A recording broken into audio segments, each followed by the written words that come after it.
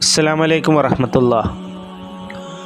അമവിയ കാലത്തെ ഒരു ജിന്ന് ഹാളിറാത്തിനെ കുറിച്ചിട്ടാണ് ഇവിടെ സംസാരിക്കുന്നത്.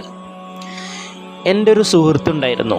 അവൻ മുഖേനയാണ് ഈ ഒരു ജിന്ന് ഹാളിറാത്തിനെ കുറിച്ചിട്ട് ഞാൻ അറിയാൻ ഇടയായത്. ഒരു പുരാതനമായിട്ടുള്ള ഗ്രന്ഥം, ആ ഗ്രന്ഥത്തിൽ പറയുന്നത് ഇത് അമവിയ ഭരണകാലത്ത് അന്ന് ജീവിച്ചിരുന്ന ആളുകൾ ചെയ്തിരുന്ന ഒരു ജിന്ന് ഹാളിറാത്ത് അത്ര. ഇതെങ്ങനെ ചോദിച്ചു കഴിഞ്ഞാൽ, ഇത് ചെന്നായ്ക്കളുടെ രൂപത്തിൽ വരുന്ന ജിന്നുകളാണ്.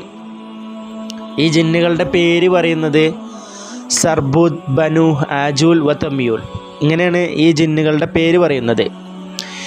ഇവർ ചെന്നായുടെ രൂപത്തിൽ വരികയും ഈ ജിന്നുകൾ നമ്മുടെ സാഹിത്യ ഭാഷയിൽ സംസാരിക്കുകയും ചെയ്യുമെന്നാണ് പറയുന്നത്. നമ്മുടെ സാഹിത്യ ഭാഷ എന്ന് പറഞ്ഞു കഴിഞ്ഞാൽ, നമ്മുടെ സാഹിത്യ ഭാഷ നമ്മുടെ മലയാളമാണ്. ആ മലയാളം ഭാഷയിൽ ഈ ജിന്നുകൾ സംസാരിക്കുത്രേ. ഇതൊരു സഹോദരങ്ങളത്രേ ജിന്നുകൾ. 4 ജിന്നുകളാണ് പറഞ്ഞത്. ആ 4 ജിന്നുകളും സഹോദരങ്ങളാണ് എന്നാണ് പറയുന്നത്. ആ ജിന്നുകളെ വെളിപ്പെടുത്താൻ വേണ്ടിയിട്ടുള്ള മന്ത്രങ്ങളും കളങ്ങളൊക്കെ അതിൽ രേഖപ്പെടുത്തിയിട്ടുണ്ട്. അതിനെക്കുറിച്ച് ഞാൻ പഠിച്ചപ്പോൾ എനിക്ക് മനസ്സിലായിട്ടുള്ളൊരു കാര്യമുണ്ട്. ഇത് പക്കാ സിഹിറാണ്. ഇത് ചെയ്തു കഴിഞ്ഞാൽ നമ്മൾ ഇസ്ലാമിൽ നിന്ന് പുറത്തു പോകും എന്നുള്ളതിന് യാതൊരു സംശയവുമില്ല.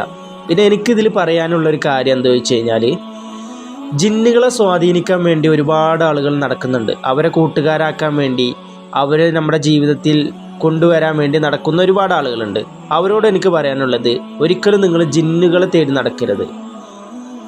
നമ്മൾ മുസ്ലിമീങ്ങൾക്ക് നമ്മുടെ റബ്ബുണ്ട്. നമ്മൾ അള്ളാഹുവിൽ ഭരമേൽപ്പിക്കുക. അവനിൽ ഭരമേൽപ്പിച്ചവന് അത് മതിയാകും.